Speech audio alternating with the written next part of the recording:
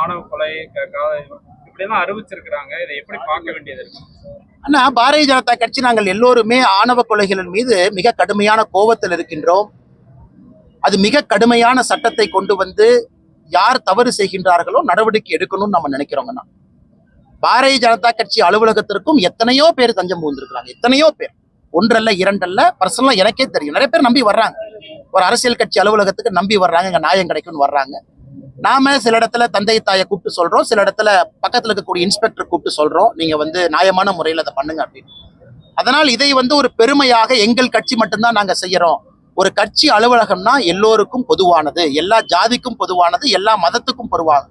அந்த கட்சி அலுவலகத்துக்கு யாரு வேண்டுமானாலும் நம்பி வரலாம். நாங்கள் இதை வரவேற்கிறோம். பாரதிய ஜனதா கட்சி அலுவலகத்துக்கு நாளைக்கு யாராச்சும் வரீங்களா, தயவு செஞ்சு வாங்க, நாங்கள் நியாயமா நடந்து கொள்வோம். அதுல எந்த மாற்று கருத்து இல்லைங்கன்னா நியாயமாக நடந்து கொண்டிருக்கின்றோம். ஆனா கட்சி அலுவலகத்துக்கு வருவதை விட இது சமுதாயத்தில் இருக்கக்கூடிய ஒரு புற்றுநோய் மாதிரி இருக்கக்கூடிய பிரச்சனை, புற்றுநோய் பிரச்சனை. கடந்த 200-300 வருஷமாக இந்த ஜாதி என்பது மேல கீழே போய் போய் போய் இன்னைக்கு புற்றுநோய் மாதிரி உள்ள உடம்பு அரிக்குது. இது இந்து சமுதாயத்தினுடைய மிகப்பெரிய பிரச்சனையே அந்த ஜாதி பிரச்சனை தான். இந்து சமுதாயத்தினுடைய மிகப்பெரிய பிரச்சனை. நாம் எல்லாரும் சமம் என்று சொன்னாலும் கூட சில இடத்துல மேல் ஜாதி கீழ் ஜாதி என்கின்ற மனோநிலை இருக்கு. அதுல வரக்கூடிய பிரச்சனை. பள்ளிகள்ல பாடத்திட்டங்களை சரி பண்ணணும், பள்ளிக்கூடத்துல சரி பண்ணணும், அரசுகள் முன்மாதிரியாக நடந்து கொள்ளணும், கடுமையான சட்டங்கள் கொண்டு வரணும். 18 வயசுக்கு கீழே யாராவது ஒருவர் ஜாதியை வைத்து கொலை செய்தாலும் கூட என்னை பொறுத்தவரை மைனராக அவங்களை கன்சிடர் பண்ணக்கூடாது. ஏன்னா நம்ம சில மர்டர் கேஸுக்கு பாத்தீங்கன்னா 18 வயசு கீழே இருந்தா மைனர்னு சொல்றது இல்லை, அவங்களுக்கு நம்ம பனிஷ் பண்றோம்.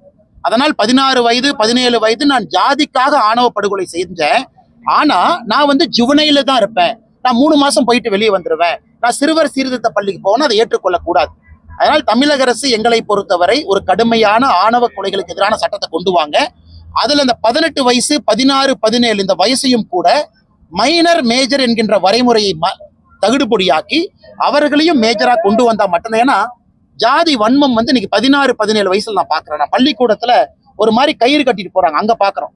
பள்ளிக்கூடத்துல அருவாள் கலாச்சாரத்தை பாக்குறோம். பள்ளிக்கூடத்துல ஜாதியை வச்சு குரூப் ஃபார்ம் பண்றாங்க.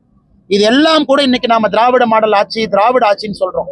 ஜாதியை ஒழிப்பதற்காக திராவிட மூவ்மெண்ட் வந்துச்சுன்னு சொல்றோம்.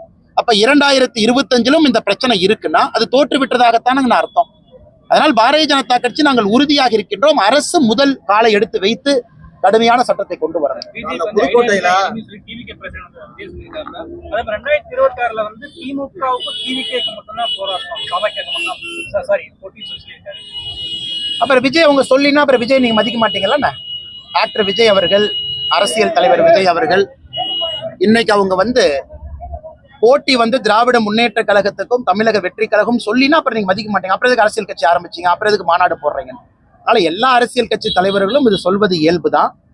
மக்களுக்கு தெரியும் இன்னைக்கு போட்டி என்பது தேசிய ஜனநாயக கூட்டணி 2026 ஹரியானைக்கு ஆட்சிக்கு வருவதற்கு தயாராகி விட்டது மக்கள் மனசுல. என்னை பொறுத்தவரை இன்னும் வாக்குப்பெட்டியில மக்கள் எல்லாம் ஓட்டு போட்டு அந்த எண்ணிக்கை முடிந்து அதிகாரப்பூர்வமாக மக்கள் சொல்லணும். மக்களுடைய மனதுல தேசிய ஜனநாயக கூட்டணி வந்துருச்சு. அதனால விஜய் அவர்கள் கடுமையா முயற்சி செய்யட்டும், அவருக்கு என்னுடைய வாழ்த்துக்கள். நல்ல சண்டை நல்லதுதாங்கண்ணா, எல்லாரும் சண்டை போடணும், மக்கள் முன்னாடி போய் நிக்கணும், நல்ல தலைவர்களை மக்கள் தேர்ந்தெடுக்கணும். அவருடைய கட்சி வளர்ச்சிக்காக சகோதரர் விஜய் அவங்க சொல்றாங்க, சொல்வதில் தவறு ஒண்ணும் இல்லை.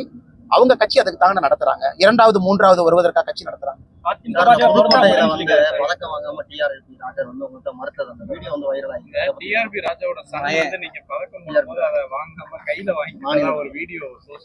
ஆனா அது ஒண்ணு இல்லைங்கன்னா, அந்த தம்பி நல்லா இருக்கணும், எங்க இருந்தாலும் கூட சிறப்பா இருக்கணும். நான் பார்த்தேன், அது அவருடைய இஷ்டம்.